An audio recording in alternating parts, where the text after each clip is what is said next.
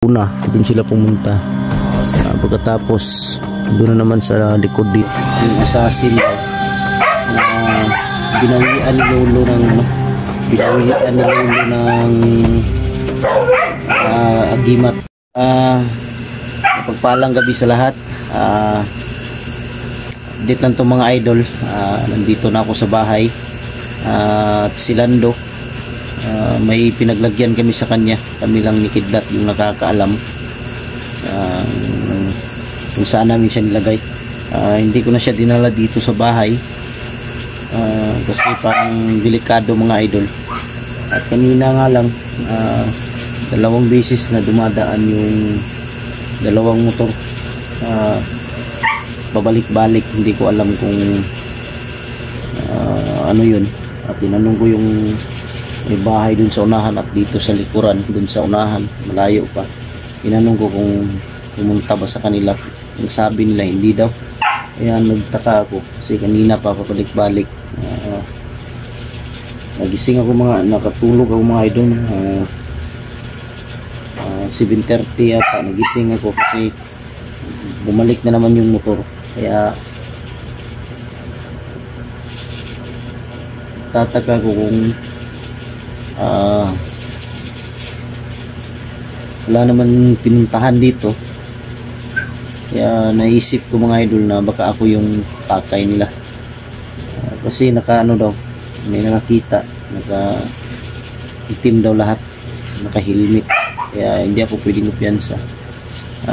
Kanina mga idol, kaninang hapon, may tinarbaho ako mga idol. Ito yan, nilagyan ko ng bakod, nilagyan ko ng gate para sakaling may tao hindi sila makapasok kasi nakaano to. Yan, sinadya ko to kasi dyan kasi dati yung ano, yung gate ano lang siya ba, open. Kaya paalam ako sa may-ari na kung maaari dito lang banda sa amin lagyan ko ng bakod kasi para maano ang tao kung sino yung papasok. Kasi kung isa lang yung gate, maraming nakatira, baka sasabay sila ba sa yung mga bandido, sasabay kunwari. Mabuti na itong may bakod. At dito ko rin nilagay yung aso ko na si Buster dahil malakas tong kumahol. At may isa pa doon, may isang aso doon sa unahan. Kanina pa pabalik-balik doon pumunta yung una, doon sila pumunta. Pagkatapos doon na naman sa likod dito dumaan. Kaya nagtaka ako mga idol. Napaisip ako kung baka ako talaga yung sadya nila, ako talaga yung pakay nila. Kaya hindi ako pwedeng magkumpiyansa ngayon. Si Jerry nasa loob. Kanina pa natutulog kasi kami lang dalawa dito kanina yung nagtatrabaho dito. Kami lang dalawa naglagay nitong bakod na to. Napagod kaya natulog siya. Gusto kang maingay. Kaya walang tayong kumpiyansa. Kanina mga idol pumunta ako kay Lolo, pero masama yung pinag-usapan namin ni Lolo. Pinag-iingat ako ni Lolo mga idol dahil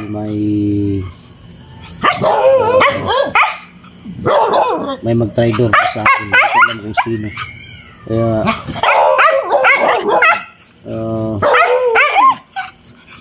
naguguluhan ako mga idol kung ano yung ibig sabihin ni Lolo.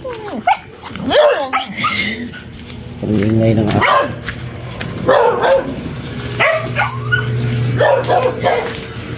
So yun mga idol, matagal kami nag-usap ni Lolo kanina.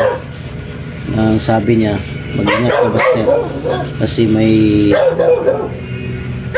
masama silang balak laban sa'yo. Kaya sabi ko kay Lolo, at yung assassin pala mga idol, pag-usapan namin ni Lolo, yung assassin daw, binawian ni Lolo ng binawian ni Lolo ng agimat at orasyon dahil hindi siya nakapasa sa binigay ni Lolo na tahas sa kanya. Hindi niya na hindi niya na maintain o hindi siya nakapasa.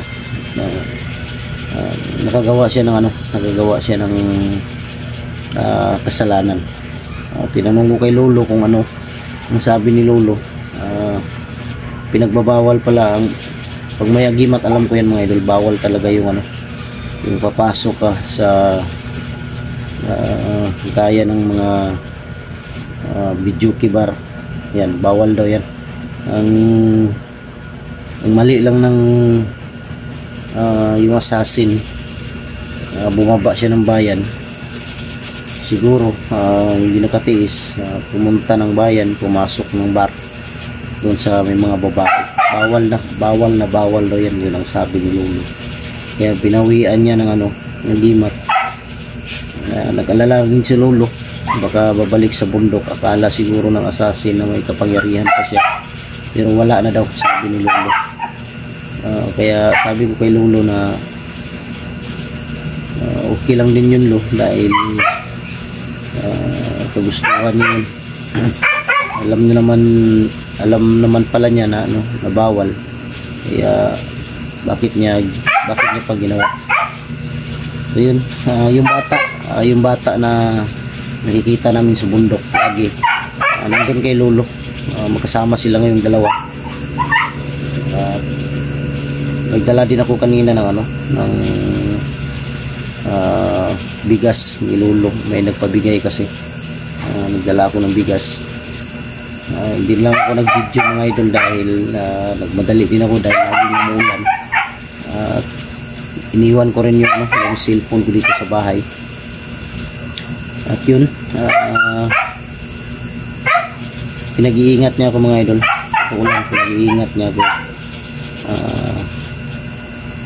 Hindi ko alam kung anong ibig sabihin ni Lolo, basta ang sabi niya mag-ingat ka dahil ikaw yung target niya. Kaya mag-ingat ka.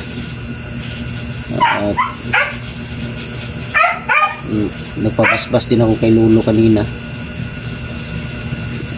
Yun, pagbalik ko dito, yun ang sabi nila yung dito sa bahay, pati yung may-ari ng bahay, na may pabalik-balik na dalawang motor, may tag-iisang angkas. Kaya paisip ko na iniisip ko talaga na ako talaga yung patay nila. Yun, parang may na naman, parang may motor na naman dun sa unahan.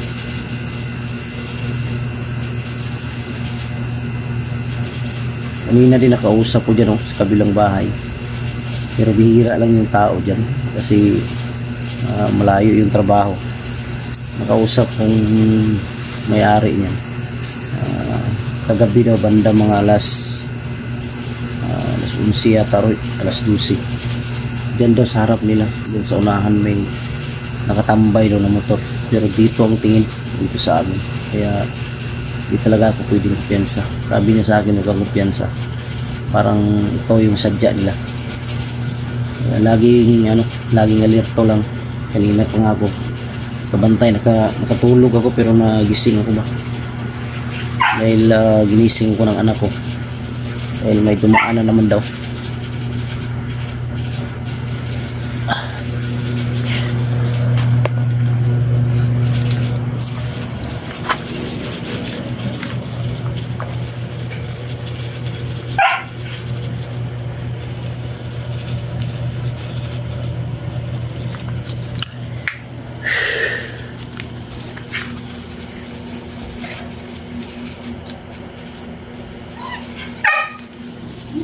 Yung hindi pa namin pinutol yung mga puno dyan mga idol, okay pa sana yun, hindi makita dito agad kasi nandyan nakatabon yun. Ngayon pinuputol kasi ng may-ari, Kaya open na dito, makikita agad.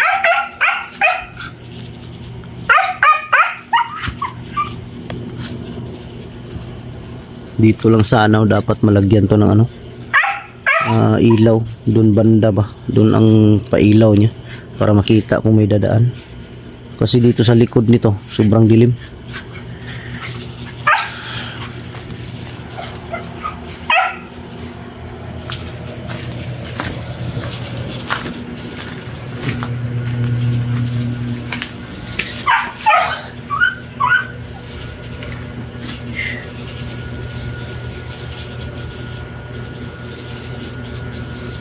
Ayun mga idol, dit lang ako na nakababa ako. Maraming salamat sa inyong walang sawang pagsuporta mga idol. Mula noon hanggang ngayon, hindi ako babalik bukas ng bundok kasi susunod na araw. Maraming salamat sa inyong lahat, lalong lalo na sa ano, yung mga solid supporters natin na nagbibigay ng mga allowance natin sa bundok. At mega love shout out sa inyong lahat, sa lahat ng mga silent viewers, sa lahat ng mga OFW, sa lahat ng mga solid supporters natin dyan. Shout out kay Mary Grace Giberson ng Chicago, Tita Andy Ruiz ng Hawaii, Tita LG ng Amerika, Tita Ye Bernice ng Italy, Ate Bibs Bernas ng LA, Ate Mel shout out, at Mila Chang shout out kay Nanay ng Japan,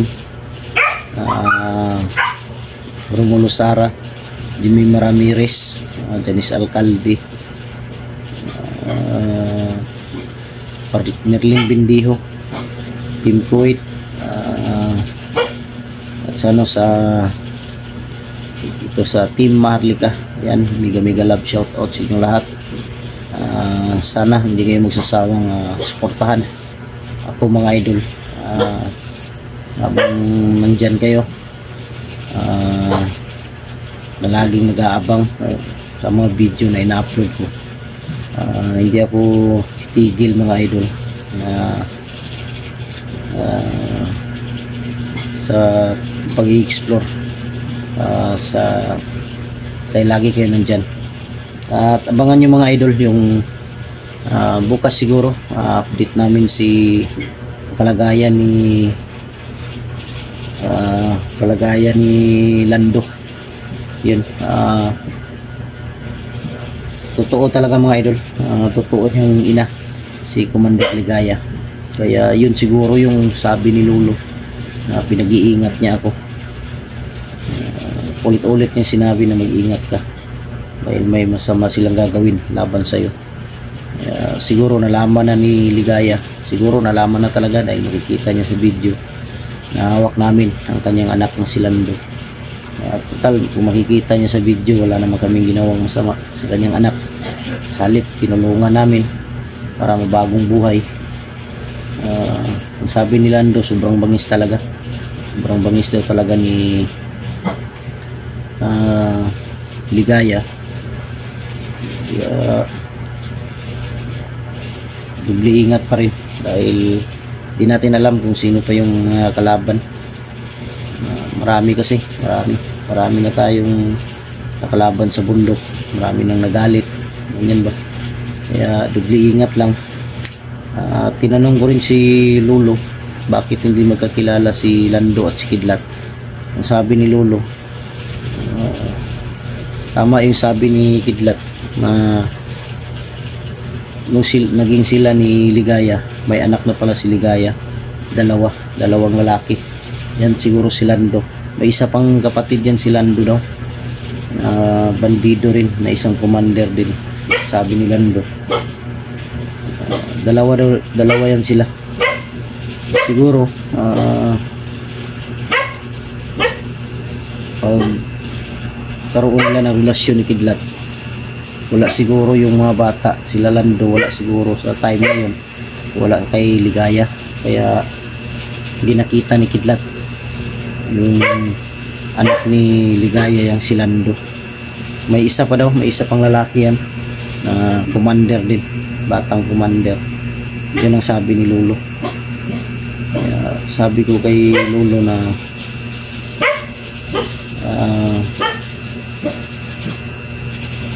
tinanong ko sa kanya na bakit hindi kilala ni Kidlat. Ayun na nga,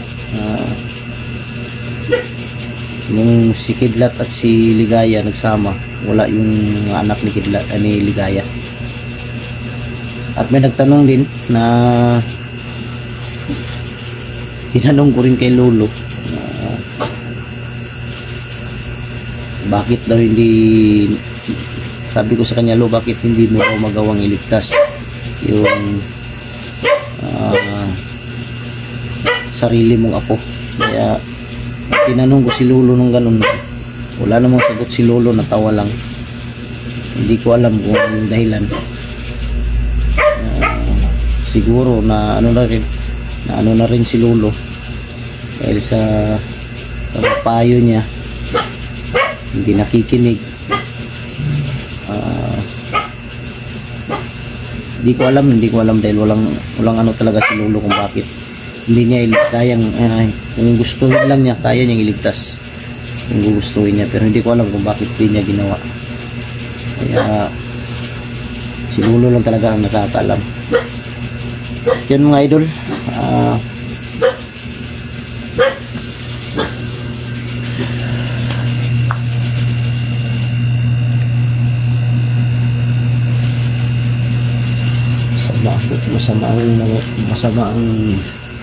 masama ang kutub ko ngayon mga idol. Parang hindi naman yata ako makakatulog ng mga ayos.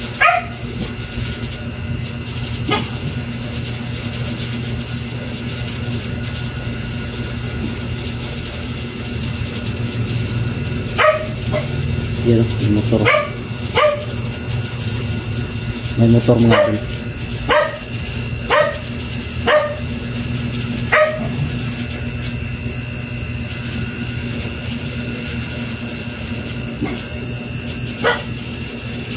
Pero kung nandito man sila o nandyan man sila, hindi sila makapasok agad dahil may bakod na. Ngayon pagkatapos kong mag video, yung gate lalagyan ko ng may kadena pa naman ako dito, may kandado yan para hindi talaga makapasok. Yun mga idol, hanggang dito na siguro yung video natin. Nag-update lang ako para malaman ninyo na nandito na ako sa bahay. Pauwi kami ng ligtas. Kababa man kami pero kahirapan. Nahirapan kami sa paghanap ng daan. Yung nadaan na napuntahan namin na highway, yung simento na daan, napakahirap kasi napakalayo pa ng pinaglagyan namin ng motor. Kaya nahirapan kami. So sa awa ng Diyos nakauwi kami ng ligtas. Yun, maraming salamat. Abangan nyo ang video na to mga idol. Paki-like and share. Bago pa makadaan sa YouTube channel ko, paki-subscribe na rin mga idol, paki-hit ng notification bell para lagi kang updated kung may bago ako upload na video. Maraming salamat. God bless sa ating lahat. I love you all.